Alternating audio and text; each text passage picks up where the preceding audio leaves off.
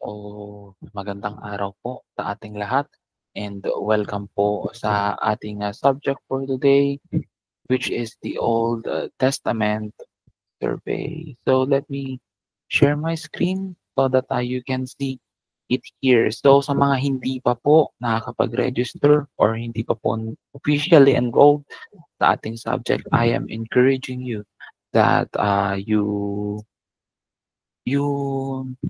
will register or through the link na sinend ko po sa ating GC for us na magkaroon ng certificate or we can also ma mare-record siya sa ating TOR.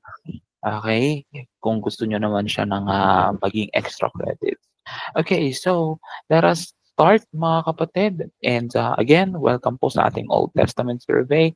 And our discussion for today is all about, we are in the part 2, the Pentateuch. And we will be talking about different um, areas in this lesson. So we have first the introduction and papasukin natin ano bang meron or titingnan natin yung background or the overview of the Pentateuch, the story of creation, covenant, and community. As we all know naman, di ba, na ang Genesis, Exodus, Numbers, Leviticus, Deuteronomy is all about creation and community. So there merong first community, merong first civilization, di ba? Also, dito na mula yung mga covenant. Okay? So we will be tackling also Genesis, Exodus, Leviticus, Numbers, and Deuteronomy. Let us start mga kapatid. So again, the title is Pentateuch, God's Story of Creation, Covenant, and Community. So mga kapatid, alam naman natin mga kamanggagawa na yung Pentateuch is the first 5 books. Yung unang 5 libro or unang books ng Bible, especially the Old Testament. And also, it tells a story on how God created the world, kung paanong winasak ng tao itong creation na to, and how God began His plan to fix everything through a special relationship with His chosen people, which is, as we all know, the nation of Israel.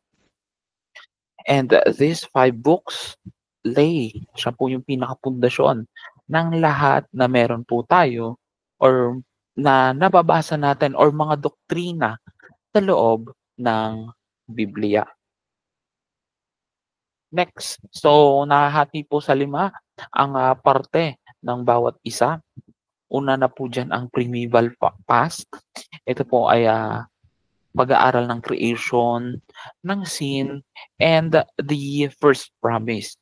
And makikita po natin yan sa Genesis chapter 1, verses 1 to 11. Again, mga kapatid, mga kamanggagawa, tayo po ay gagamit ng synthetic na approach pagdating sa survey. Hindi po tayo mag-verse by verse sapagkat kung gagawin po natin to is matatagalan po ang ating survey. So we are going to compress that into 8 or 10 lessons para mas magiging um, maganda yung talakayan natin, and we will be tackling it on our bird's view. Kung ano yung nakikita natin pag tumingin tayo sa building tapos pababa, 'di ba? So makikita natin yung ano yung sitwasyon, ano yung pinaka view natin mula sa taas. Okay, so ayan. So in Genesis chapter 1 to 2, God creates the world and everything in it, including the humans. Next, Adam and Eve. So alam natin to in Genesis chapter 3, Adam and Eve disobey God. That nagbigay or nagbring ng kasalanan at ng kamatayan sa ating mundo.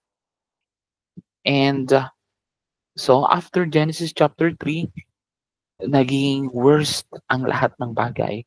Nung pinaalis si Adam and Eve sa Garden of Eden, in chapter 4, 5, 6 hanggang 11, the things got worse. Bakit? Una na diyan in chapter 4, si Cain ay pinatay si Abel. We know the story, right?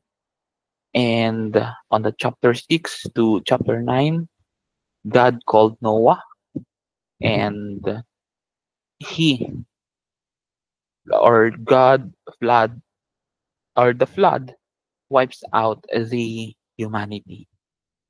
Okay, alam natin 40 days and 40 nights na inulan ang mundo, 'di ba? And also in the remaining chapters, the people try to build the Tower of Babel. Okay? And eto yung maganda mga kapatid. Sa gitna ng lahat ng ito, sa gitna ng mess up ng tao, God gives a promise. Ano to?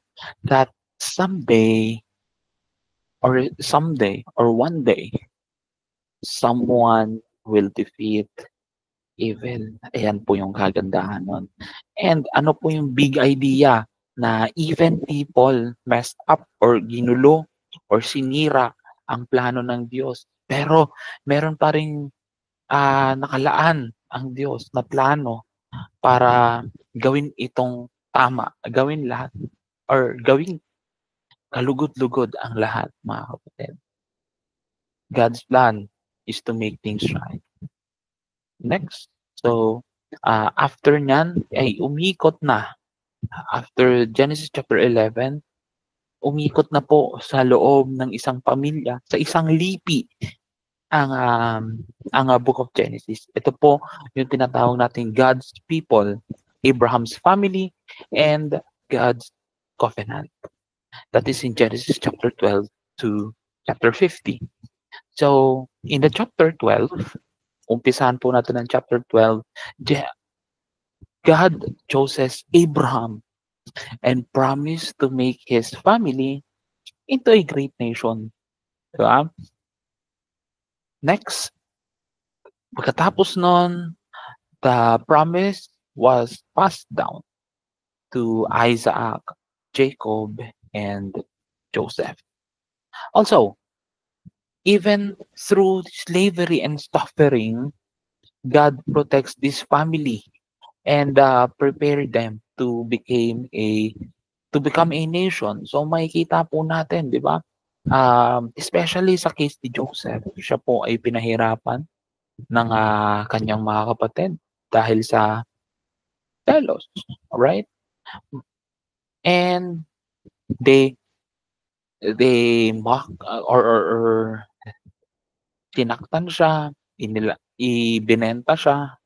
Then after this, mas maganda yung naging buhay ni Joseph. And yun nga, ang big idea nito is God keeps His promises and works through ordinary people to bless the world. Di ba? Sa istoryang to, isa sa mga natatandaan ko, that God uses an ordinary people to do extraordinary things. Di ba? Sa buhay natin mga kapatid, kung sino pa yung mga tao na akala natin walang talent, di ba? Eh, hindi, yun ang mas tinatawag ng Panginoon. Di ba? Ayan, so tuloy po tayo. So, pasok po tayo sa Book of Exodus.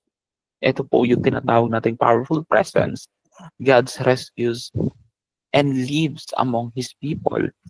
So, ang nangyari po after Genesis chapter 50, Abraham's descendants are now slave in Egypt. Pa.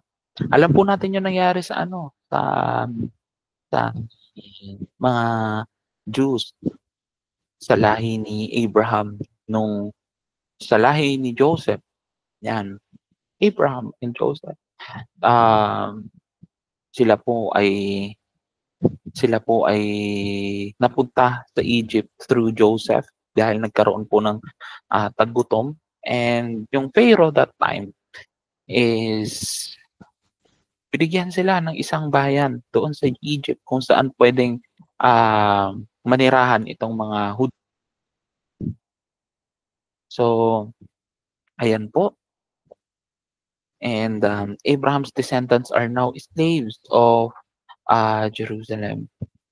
Wait lang po.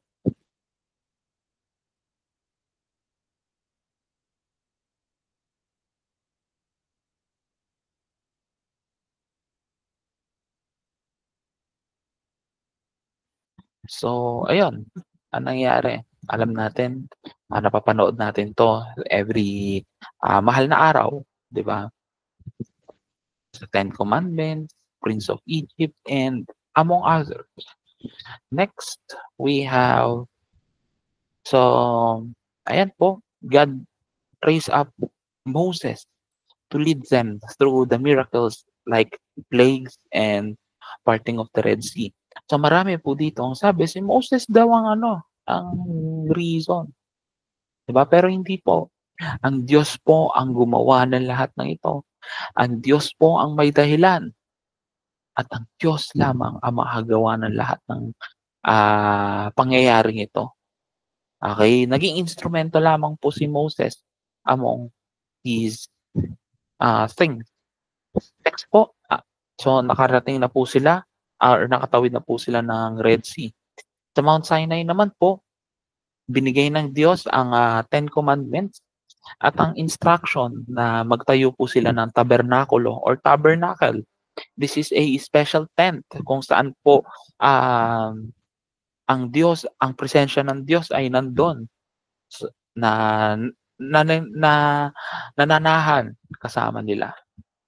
So, big idea nito na ang Diyos ay makapangyarihan, personal, and He always wants na maging close sa kanyang mga anak, sa kanyang bayan, sa kanyang nasyon. Diba? Next, priestly practice. Sorry po sa sa typographical errors. So ito po ay priestly practice. How to worship and live holy lives. Yan po sa book ng Leviticus. So God gives law about sacrifices, priests, and purity, so the people can stay close to Him. Also, sa Book of Leviticus din, nandito po yung Day of Atonement. Okay? Ito po ay nasa Leviticus chapter 16. Ito po yung pag-aalay po ng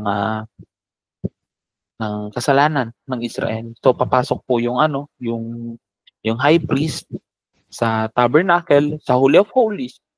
Okay? And doon po sa pamamagitan po ng isang alay ipagkakaloob po ng high priest ang kasalanan ng Israel. So yan po. Next, so isa po itong reminder na ang kabanalan o ang holiness hindi lamang po about rituals. It is not being good. It is not pagsama mo sa charity, pagbigay mo sa mga ganito, hindi po yan dyan nasusukat, kundi kung paano ka mamuhay na nagre-reflect sa'yo ang characteristics o ang character ng Diyos sa buhay mo. Kasi nga po mga kapatid, ako po naniniwala talaga bilang isang pastor, bilang isang manggagawa, hindi po nasusukat sa simbahan, sa loob ng simbahan ang iyong pagkabanal. Kasi maaaring ako bilang isang tao, maaaring banal ako pag linggo, maaaring ang galing-galing ko sa ministry pag linggo, pero pagdating ng Lunes, Martes hanggang Sabado, iba yung pamumuhay ko. Maaaring ganun. Kaya mga kapatid, in the end of everything, even this subject, kahit ano pong ma-receive ninyong honor, ma-receive ninyong grades, ma-receive ninyong degree, lahat po ito, ano po yung application sa buhay natin. Nakikita po ba ang Diyos sa buhay natin o mas nakikita ang mundo?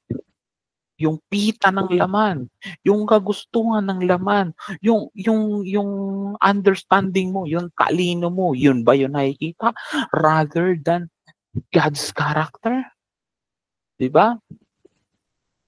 And big idea po nito that God is holy and ipinapakita niya sa kanyang tao kung paano mamuhay ng isang uri ng pamumuhay na dinadakila siya, na ino-honor siya, na nagre-reflect siya sa atin. Amen? So next, numbers in Deuteronomy, it is the prescribed path. Learn to trust and obey God. Di ba? Naalala ko na naman po yung kanta na trust and obey. Di ba? Ang ganda po nung kantang yun. So, it shows na we need to be or we need to trust God in everything else. So, yan po ang tema ng Numbers and Deuteronomy. In Numbers, the Israelites wander. Nandun po sila sa ilang. Nasa desierto po sila ng 40 years because they didn't trust God. Diba? Also in Deuteronomy, Moses gives the final speeches before they enter the promised land, reminding them to obey God's command. So the big idea po nito is God's way leads the life, but His people must choose to follow Him. So ayan po. Bakit nga po ba kailangan pag-aralan ng Pentateuch? Kasi po ang tinuturo ng Pentateuch ay kung saan po tayo nagmula at kung bakit ang ating mundo ngayon ay iba ang sistema, iba ang utak. What I mean, iba yung sistema, iba yung pagpapatakbo, 'di ba? And also, itinuturo nito na ang Diyos ay tapat sa atin. He is faithful kahit na po tayong bilang mga tao ay nag-fail. Also, on how God began His plan to save the world through His chosen people. Also, worship, obedience, and trust are a key to relationship with God. Okay? So, kung may mga gusto po kayong idagdag, you can comment down po sa ating YouTube comments. Okay? So sa ngayon po kasi, nakurap yung ating meeting last Saturday and I am recording this so that ang iba po ay makapanood, 'di ba po? Yung mga hindi po naka-attend ay makapanood ng recorded video. Okay, so next po tayo. Punta po tayo sa first book, which is the book of Genesis, which is the book of beginnings. So, ang author po nito ay si Moses. And ito po ay nasulat noong 1450 to 1410 BC. So, kung makikita po ninyo, pabalik yung or pabawas yung year. Ganun po kasi talagang So, it is a countdown on years before the birth of Christ. Ayan. So, the name of the book, Genesis, comes from the Greek word genesis, and which means the beginning or origin. And ang pangalan na to ay perfectly fit. Bakit po? Because the book is all about kung paanong nagsimula ang lahat, paano nagsimula ang mundo, how the people started, how the sin was started, and the God's plan kung paano po ito kung paano po ito maayos. Ayan, and Genesis is the first book in the Bible and set the stage for everything na nangyari after nun. Ayan. So, main theme and purpose po nito ay ito po ay nakapokus sa blessing, pagpapala, cursing. Ito po ay should I say sumpa? I don't know. There is a right term dito. You can comment down mga kapatid. Okay? So, two things mga kapatid na kapag tayo bilang tao ay pinili na magtiwala at sundin ng Diyos, tayo po ay makaka-receive ng blessing. I am applying this into our lives today. So kasi mas maganda na i-relate itong books sa panahon natin ngayon. Okay? They receive blessings like peace, protection, and a purpose. And also, kapag ka po tayo, o kapag ka po ang tao ay hindi po sumunod sa Diyos, nagkakaroon po ito ng curses. Nagkakaroon po ito ng kaparusahan, mga kapatid. Like pain, conflict, not only conflict sa sarili, conflict sa family, conflict sa relationship, conflict sa church, conflict sa leadership, and ang pinakahuli is separation from God. That's why there are times na pag gumagawa tayo ng kasalanan, mga kapatid, parang ang silent ng Panginoon sa ating mga panalangin. And dapat po na piliin pa rin natin na pagtiwalaan at sundin ang kagustuhan po ng Panginoon sa ating buhay. Amen po ba? Ayan. So, ganun pa rin po, the book also tell the story kung paano pinili ng Diyos ang isang specific na person, which is si Abraham, na mag-start ng new nation sa Israel. And God made a special promise to Abraham that is called the Abrahamic Covenant. And Genesis chapter 12, verse 1 to 3. And he promised to first make Abraham's family into great nation, which is the nation of Israel.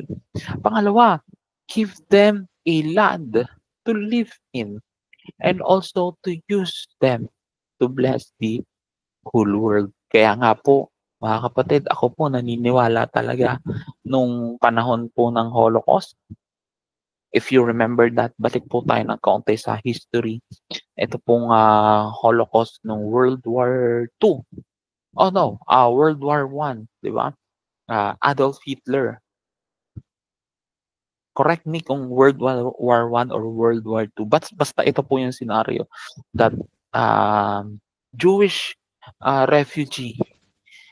Ito po mga Jewish refugee ay wala pong mapuntahang bansa kung saan po sila pwedeng mag-refuge. Diba? Tapos, even Russia, even other countries, even the US, ay tinanggihan po sila. But, one thing, one country po ang tumanggap sa mga Hudyo, which is the Philippines. Ito pong bansa po natin. Sa pangunguna po ng dating Pangulong Manuel L. Quezon, siya po, pinayagan niya po ang mga Jews na mag-refuge dito sa Pilipinas. That's why, mga kapatid, the Israelites are commemorating din po yung friendship with us because of that event. And also, kung makikita niyo po, pinagpala po ang Pilipinas after that. After nung tayo po ay or kinupkup natin itong mga Jews. Anyhow, ayan po. So gagamitin po ng Panginoon in this scenario ang pamilya ni Abraham para ma-bless ang buong mundo.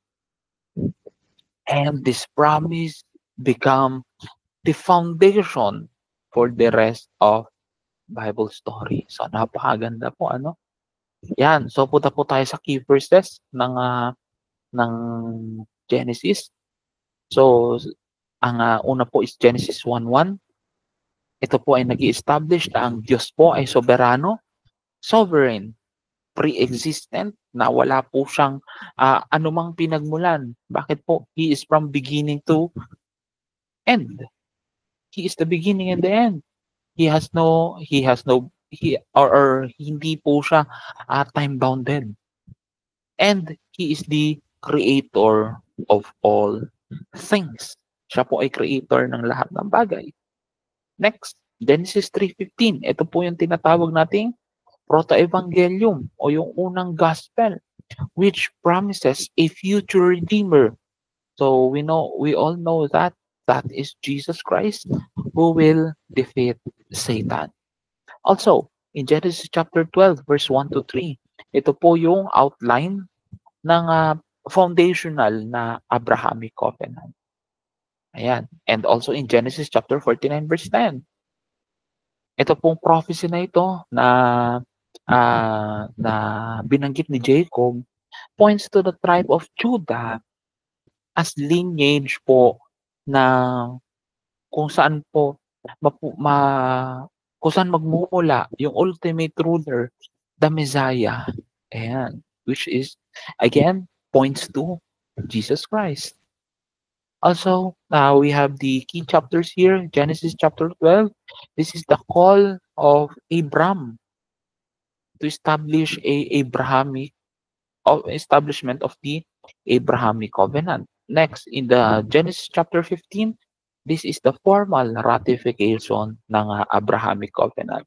Also in Genesis chapter 17, God confirms this covenant with Abraham na nag-institute po ng circumcision bilang time. Ayan.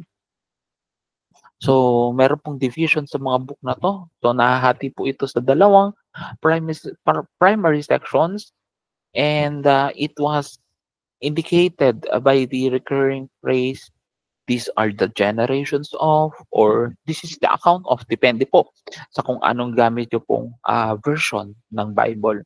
Una is the primeval history in Genesis chapter 1 Genesis chapter 1 to Genesis 11, and I will not tackle this in all details. Bakit po? Kasi po meron po tayong subject na tatamaan, which is yung Genesis chapter 1 to 11. And kung gusto nyo pong mapanood, nandyan lang din po yan sa ating YouTube channel. Ayan, so in Genesis chapter 1 to 2, this is the creation. In Genesis 3 to 4, that is the fall of man because of sin. And Genesis chapter 5 to chapter 9, this is the flood. And chapter 10 to chapter 11 is the Tower of Babel. And also the patriarchs or the patriarchal history in Genesis chapter 12 to 50. Again nga po, umikot nga po ang second part ng Genesis sa isang pamilya. Ito po yung pamilya ni Abraham in chapter 12 to chapter 23. Pamilya po na Isaac in chapter 24 to 26. Pamilya po kay Jacob po in chapter 27 to 36. And kay Joseph sa chapter 37 to chapter 50. Ayan. So, tuloy po tayo. Also, sa lahat po ng books na atin pong tatalakayan, i-discuss po natin kung paano nga po ba nakita or how do Christ reflect in the books like here in Genesis. So, even though si Jesus po ay hindi po nag-appear sa pangalan, kung titingnan po natin yung word by word, wala po talaga tayong makikita dyan. Pero meron pong mga early hints at symbols na pointing to him. Una, a prophecy, a promised savior. So, after po na magkasala ni Adam and Eve, so God made a promise. Ito po yung nasa Genesis chapter 3, verse 15. He said that one day na meron pong someone na ipapanganak from a woman, from the lineage of woman, who would defeat the serpent, which is Satan. And ito po ay tinawag na proto-evangelium, na ang ibig sabihin po ay first gospel or first good news. And it is the first clue that God planned to send a Savior, which is Jesus Christ. And syempre po, ito pong promise na ito ay naipasa po papunta sa isang specific family line. Okay? O sa pamamagitan ng special family line. Seth, Shem, Abraham, Isaac, Jacob, and Judah. And kung gusto nyo pong sundan, read you can read Luke chapter 3 or Matthew chapter 1. Okay? Eventually, Jesus is born from this same family line. Wait lang po mga kapatid.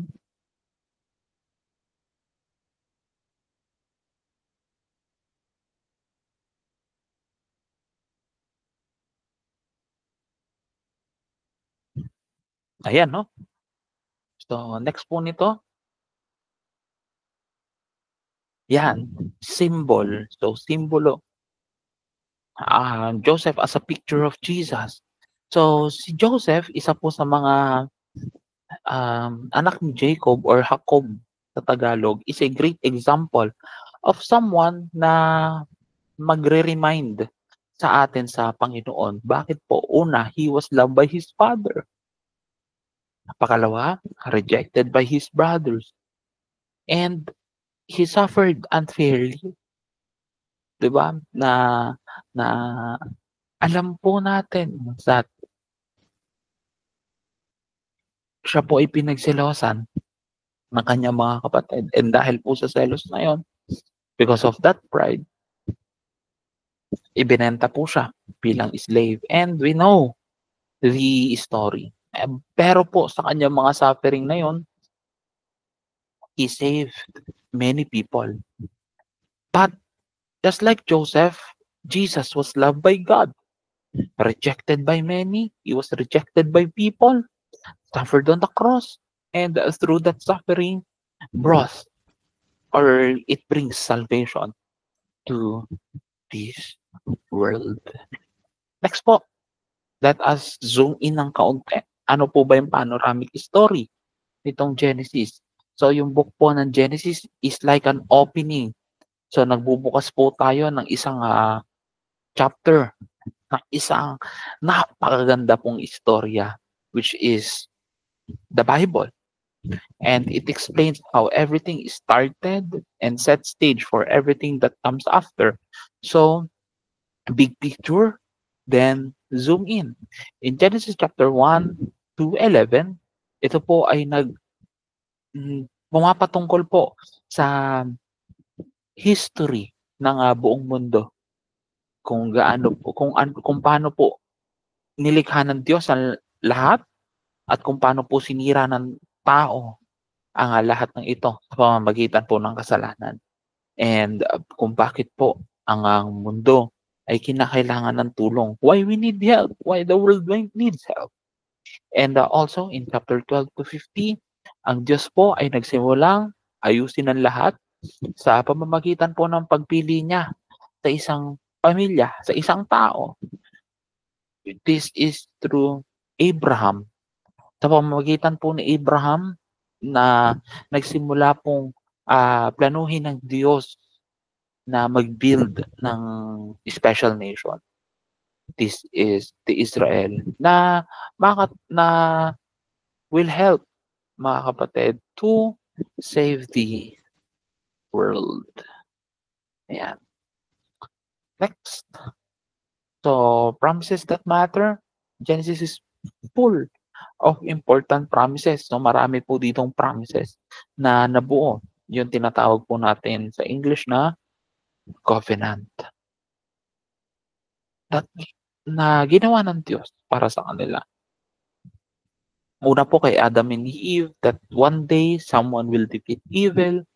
Kay Noah po na ito po, sinabi po niya na hindi na po gugunawin ang mundo sa pamamagitan ng baha. And also po kay Abraham na ang kanya pong pamilya ay magiging great nation, magiging mundo na or I'm sorry, magiging great nation na magbe-bless sa buong mundo. And these promises are like clues, papunta po lagi ito kay Jesus. Sa lahat po ng books in the Old Testament, papunta po lagi ito kay Jesus. It points out, it direct the central theme of the Bible, which is Jesus himself. Next, the ideas about God and us. So, ang Genesis po ay tinuturo itong mga truths na to na ang lahat po ay ginilikha ng Diyos from nothing. Right? That humans are special because ginilikha tayo sa pamamagitan ng sa kagustuhan in the likeness and the image of God. Next, the sin is real and it separates us from God. And mahalaga po sa lahat, it is always your faith, our faith that matters. Katulad po ng pagtitiwala ni Abraham sa Diyos na that trust made him right with God. A big idea that shows up again in the New Testament. Look at Hebrews chapter 11. Andun po yung pangalan niya. Next, bakit nga po ba importante ang pag-aaral ng Genesis? Kasi po hindi lang to isang storya, hindi lang po ito isang alamat, hindi rin po ito isang haka-haka lang. It is the foundation of the Bible's message and it shows paanong kumilos ang Diyos throughout the history. Pangalawa, kung paano pong pinangahawa kinikip ng Diyos ang kanyang mga promises and sa pamamagitan po ng pananampalataya, hindi po perfection, hindi po sa mga ritual, hindi po sa mga ginagawa natin ang makakapag-konekta sa atin sa Panginoon. Ayan po. So, punta po tayo sa Book of Exodus. So, after po nun, Genesis, punta po tayo sa Exodus. Ang author po nito ay si Moses. Day 310 was the same year, 1452, 1410 BC. And the name of the book comes from the Greek word exit or departure. And that name fits the book perfectly. Why? Because it tells the story of how Israel escaped from the slavery in Egypt. So 400 years po silang naging slave ng Egypt dito eh. The name was first used in the Greek translation of the Old Testament called Septuagint. Next, main theme and purpose, ito po ay mainly about freedom, paglaya, at pagsaklolo. So, it continues of a story of God's chosen people, which is the Israel, and showing how He saves them from slavery and began to shape them into a new nation. Then, pinakita po ng Diyos ang kanyang kapangyarihan or ang kanyang lakas sa pamamagitan ng 10 plagues, parting of the Red Sea, and pinatutunayan po nito na He can control everything like people and nature. And also, the book introduces the important parts of the Israel's faith, the Passover, the Ten Commandments, and the Tabernacle. Kung saan po, ito po yung special tent, kung saan ang presensya po ng Diyos ay nananahan abong His people. Ayan. So, keywords and chapters. So, ang keyword niya po is redeem.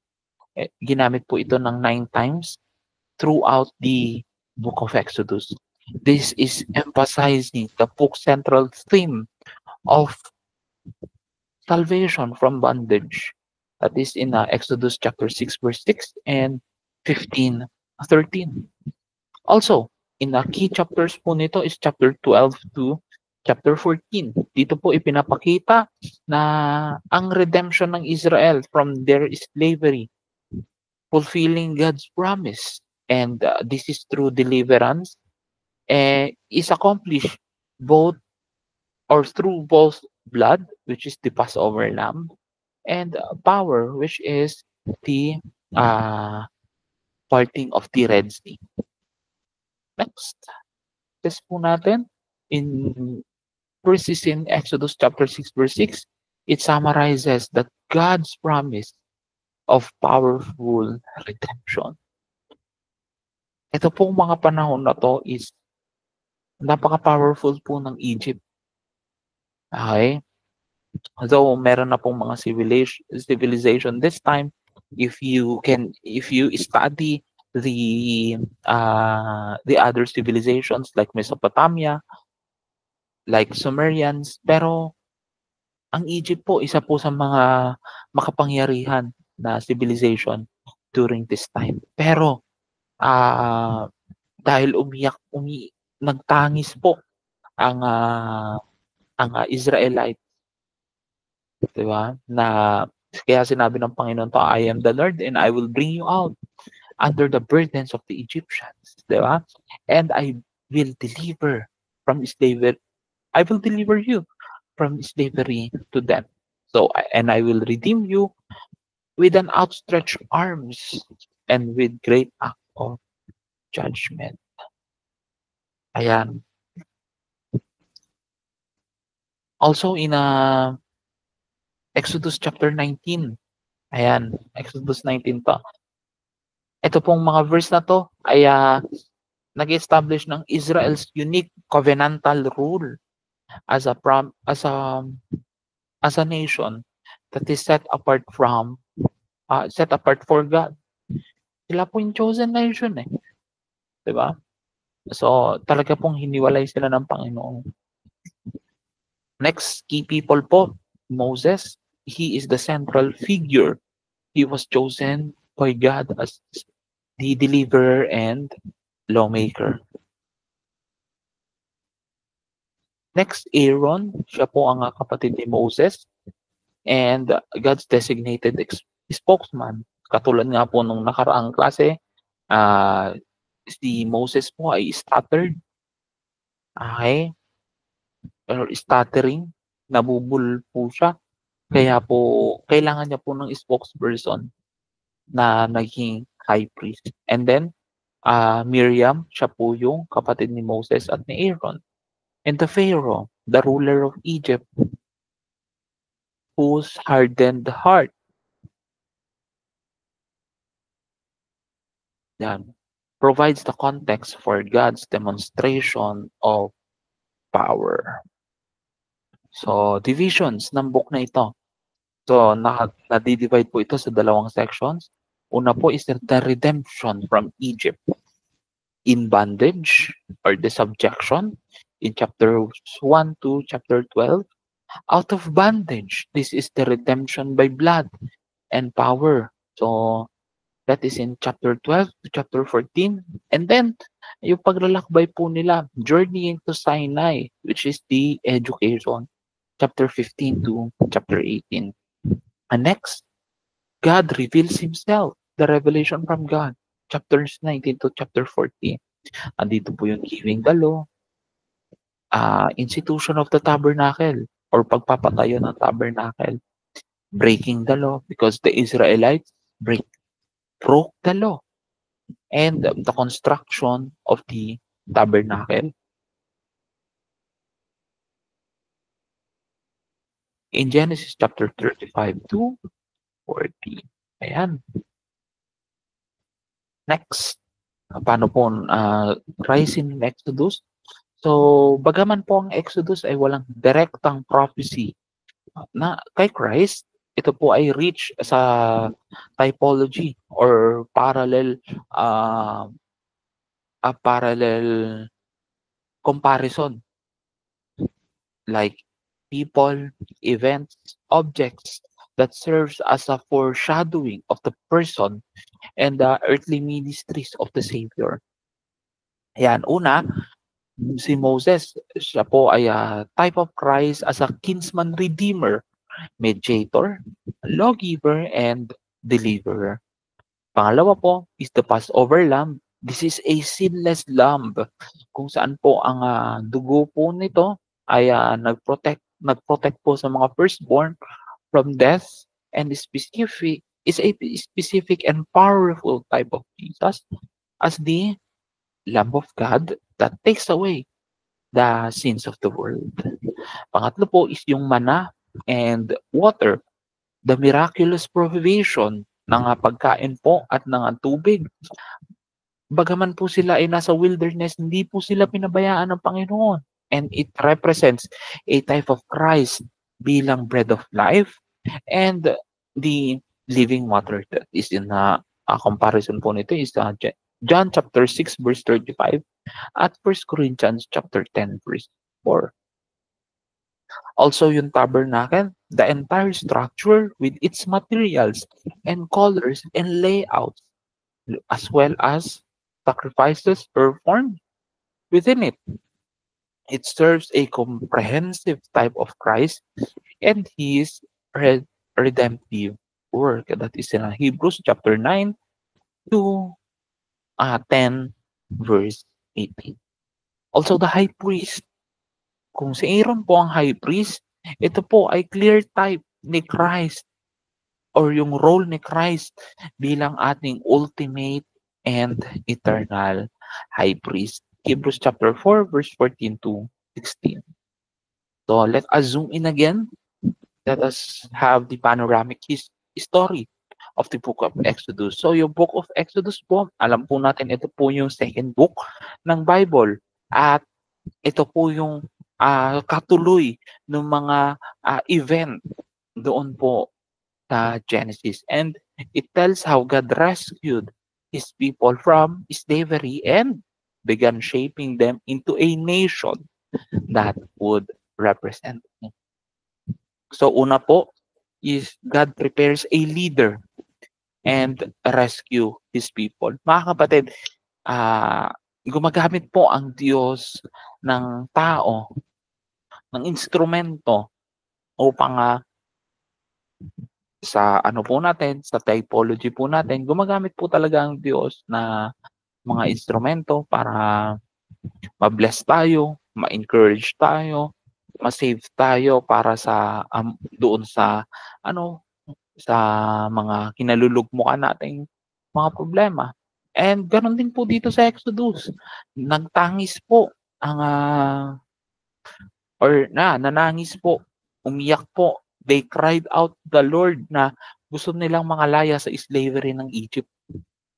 So, God keeps His promise to Abraham. Bakit po? Kasi po yung pamilya ni Abraham lumaki at nakabuo ng malaking grupo. Pero, ito po yung problema. They are slaves in Egypt. Pangalawa, Moses is chosen by God to lead the rescue. Yung kanya pong buhay ay naging is like a training in two parts. Una, he grows up sa palasyo ng Paraon. At doon po siya natuto ng leadership. And pangalawa, he lives in the desert and learns humility. And also, God speaks to Moses through a burning bush to send him and confront the Pharaoh. Diba? Next, ito pong 10 plagues ay hindi lamang po ito milagro, kundi ito po ay nagpapakita kung gaano ka-powerful ang Diyos. Okay? Than the Egyptian God. Alam mo natin na ang Egypt is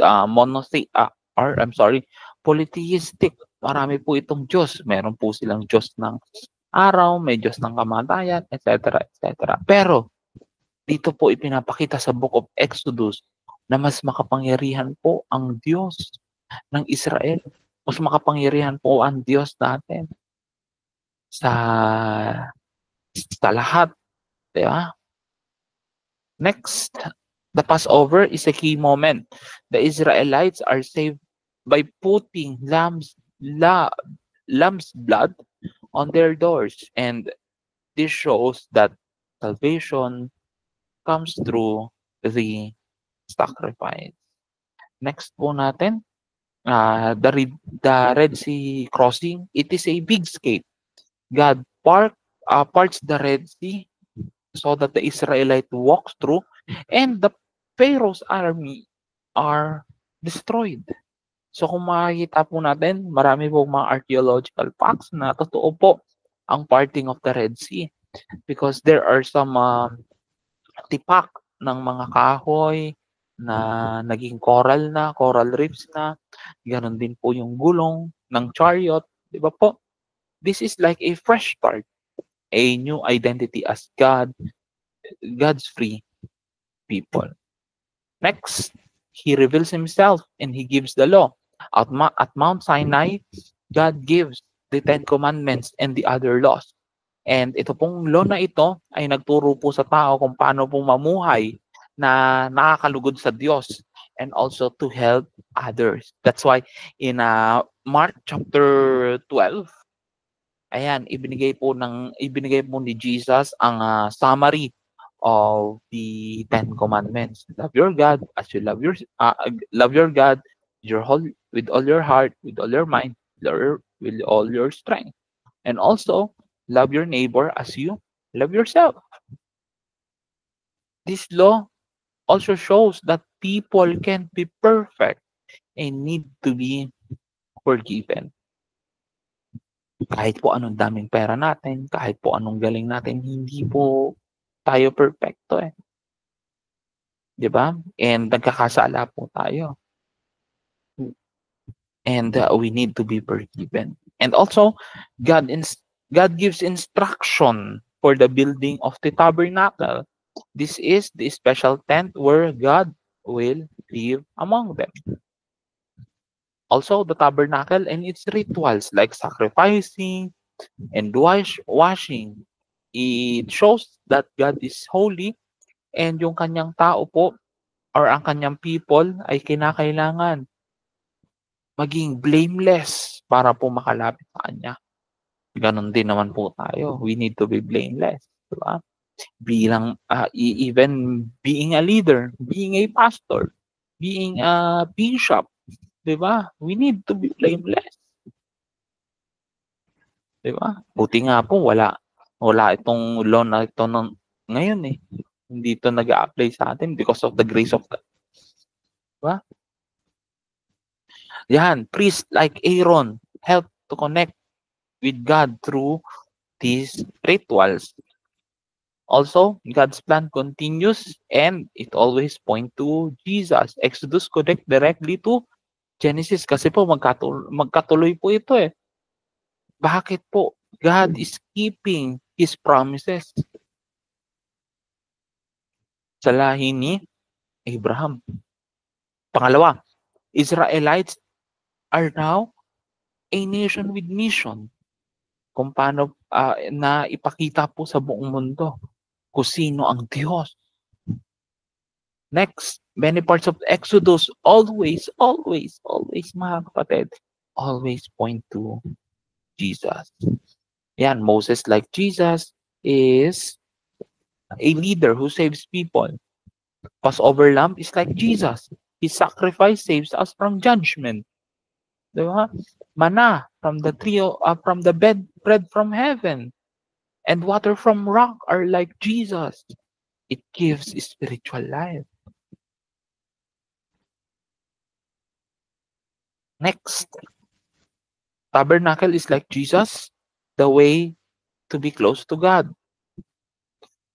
Aaron the priest is like Jesus, the go-between who helps us to connect with God.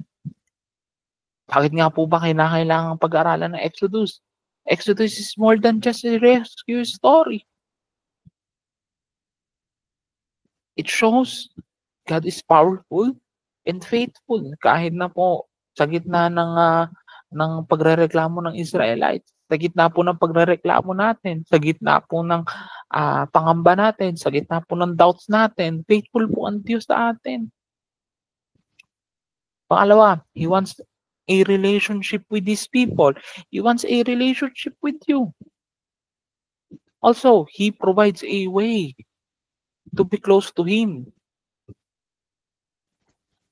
So siya na po ang nagbigay lahat ng paraan. Siya na po ang gumawa ng paraan para po maging close sa atin. Bakit po? Kasi po ang tao palayo ng palayo sa Kanya. Even po sa today's age, lahat po ng tao palayo na ng palayo sa Diyos. Hindi na kinikilala ang Diyos, minamak na ang Diyos. Diba? Kaya bilang mga Kristiyano, dapat we are bold enough, we are strong enough, diba? To share the gospel, to refute these lies ahead. Diba? We need people always need Jesus kahit gaano pa sila kayaman, kahit gaano pa sila kagaling, kahit gaano pa sila katindi, gaano pa sila makapangyarihan dito sa bansa natin, sa mundo natin, they need Jesus. And mga kapatid, it always points to the big rescue plan through Jesus. Ayan. So, punta po tayo sa Book of Leviticus. So, nasa kalagitnaan na po tayo, which is the Book of Atonement. So, ang sumulat pa rin po nito ay si Moses, syempre. So, it was written 1450 to 1410 BC. So, ang Leviticus po comes from the Greek word that means about the Levites. And the Levites were a group of priests that was chosen by God to help lead worship and take care of the temple. The book contains mga rules at mga instructions that God gave them to help people na i-worship siya ng tama. There is a proper way of worshiping. Ayan. So, ang purpose mo nito, isa po sa mga key verses ng Leviticus is chapter 11 verse 45. Kung saan po sinabi ng Diyos, maging be holy because I am holy. So, sinasabi niya po dito or sinasabi ng main idea ng book na ito na ang Diyos po ay banal. So, dapat ang kanya pong anak, ang kanya pong nation, ang kanya pong manggagawa, ang kanya pong mga mananampalataya is mabuhay ng may kabanalan, mamuhay na naaayon sa salita ng Diyos. Leviticus teaches the Israelites how to worship God sa pamamagitan ng sacrifices at ng offerings. Pangalawa, kung paano mamuhay ng tama na nakakalugod sa Diyos, na nakikita ang Diyos sa ating mga buhay. And also, kung paano that they are called to be a nation of priests, showing others what it is meant or what it means to follow God.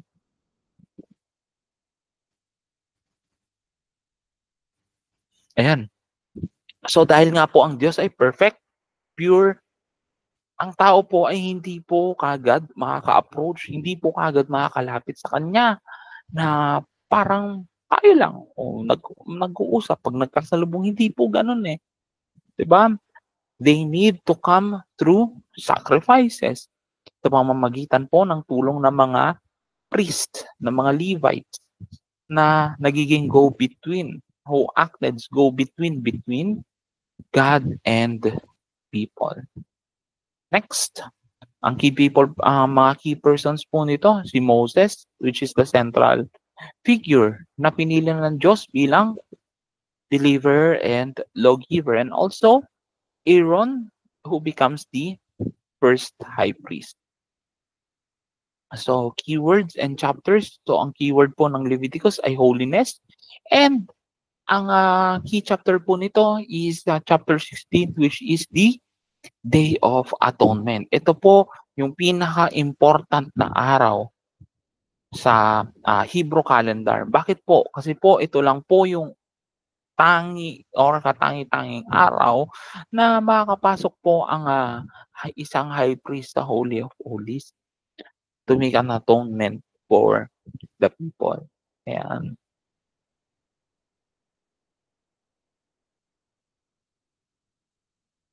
Sige po, key verses po tayo.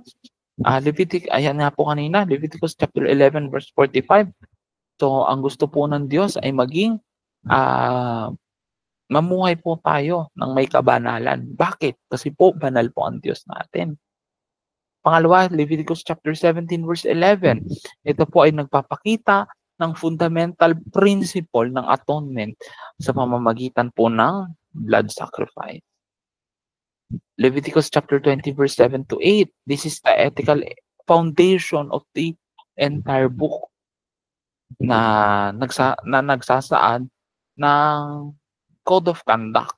Kumbaga code of conduct, kumbaga po sa company, kumbaga po sa other industries, code of conduct po ito. It must reflect the character of God. Next, divisions of this book. Ito po, malinaw. Ang dalawang divisions po ay sacrifice and sanctification. Sacrifice. Chapter 1 to 17. The law of sacrifice and for approach to God. Ano nga po ba yung mga approaches? Ano nga po ba yung kinds of sacrifice? Law of the priest. Ano yung dapat po maging suot ng priest? Ano po maging pamumuhay ng priest? Ano po yung mga role ng mga priest? And then, the laws regarding the purity. Ano ang unclean? What will consider unclean? What is considered clean? Diba? And the laws of national atonement. Next, the sanctification. So, sanctification, kung paano pinagbabaging banal ang isang tao in chapters 18 to 27. The laws of sanctification for God's people, 18 to 20. The law of sanctification of God's priest. So, magkaiba po pala to. Di ba? Law of sanctification in worship. The law of sanctification, pagpasok po ng land of Canaan. Law of sanctification and vows. Ayan. So, paano po makikita si Christ sa Leviticus? Katulad po ng Exodus, evident po na wala ang pangalan or wala yung word ng Christ sa Leviticus. Pero po, mayroon pong parallel or typology katulad ng people, events, and object na nagpo-foreshadow po sa ating Savior. Una po is yung 5 offerings. Ano-ano po to? Burnt, grain, peace, sin, and trespass offerings ay lahat maihahalin tulad natin sa work and person of Christ, sa kanyang sinless life, sa kanyang submission. Although, sabi nga po ni Paul in Philippians chapter 2, bagaman siya po ay equal sa Diyos, siya po ay Diyos, hindi niya po inari. 'Di ba? Siya po ay nakisama, siya po ang nag-fulfill ng law. 'Di ba? That we might have a fellowship with God. Pangalawa, the high priest. The office of the high priest is very prominent rather, because the type of Christ that is eternal mediator and high priest. Si Jesus po ang ating mediator like the high priest. And yun po yung role ng high priest. Diba? And also the 7 feast, it's symbolically portray the various aspects of the Savior and God's plan of redemption. Next, scapegoat. So, ito po yung goat, ito po yung kambing, kung saan po na lahat po ng sin, lahat po ng kasalanan ng tao ay ipiniplace po doon symbolically before it was sent away. Ililigaw na po ito sa wilderness, which prefigures Christ's work in carrying away to our sins. Next, let us zoom in para na panoramic story of Leviticus. So the book of Leviticus, mga kapatid, ay all about kung paano ang people of Israel can live in a way na keeps them close to God and who is perfectly holy, and it teaches how to worship, behave, and stay spiritually clean. Ayan. So, sacrifices the way get right to God. People mess ups or which sin, and sin separates them from God. Sin separates us with God. The more na nagkakasala tayo, the more na wala tayong relasyon sa Diyos. The more na tinatalikuran natin ang ating calling, the more na lumalayo tayo sa Diyos. Next, the Leviticus gives specific instruction for different kinds of sacrifices to help people reconnect with God. Una, burnt offering for general forgiveness, grain offering to show thanks and devotion, peace offering to celebrate friendship with God, sin and guilt offerings for the specific sins. Ito pong mga sacrifices na to always involve blood na nagre-represent ng buhay. The idea is, kailangan merong inosente or innocent na mamatay. Ito po isa katauhan po ng hayop. Diba? So, the guilty person will be forgiven. Next, the system is how it shows how serious sin is and prepares people to understand yung pinaka-ultimate sacrifice, which is Jesus. Next, holy living. It is not just a worship, but in everyday life. So, pinapakita po ng Book of Leviticus na ang being holy hindi lamang po about sa rituals. It is how you live your everyday life. Next, because God says, be holy. Kasi nga po, ang Diyos po ay banal. Next, the law covers fairness. So, you need to the law treats other kindly and justly. Pangalawa, respect. Tinuruan po tayo ng Book of Leviticus on how to respect for elders, respect for the foreigners, and respect po sa ating mga kapwa-tao. Yan, mga kapitbahay natin dyan. Literal din, no? Next, purity in food, health, and relationship. Diba? Next, these rules help Israel out from other nations so that it means to live God's way. Kaya nga po sila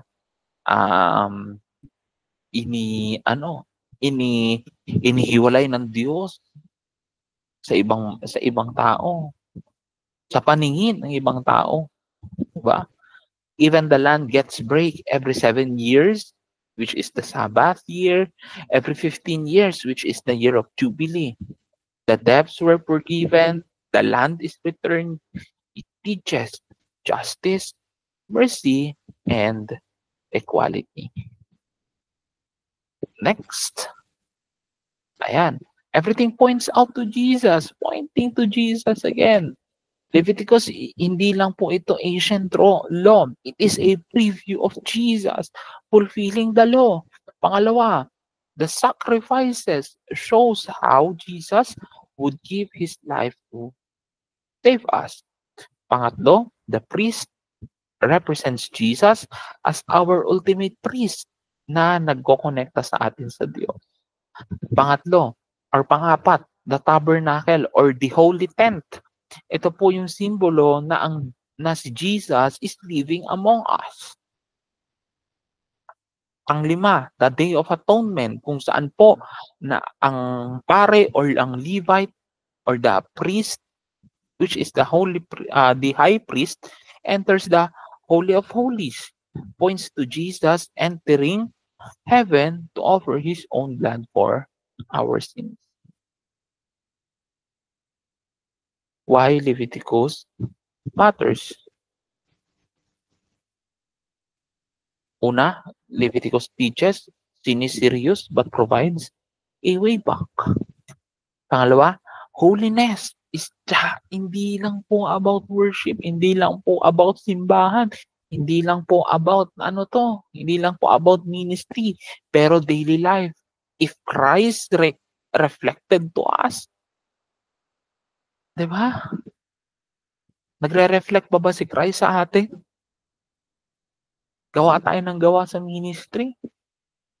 Pangatlo, everything in the Old Testament points toward to Jesus. Ayan po. So, tayo po muna ay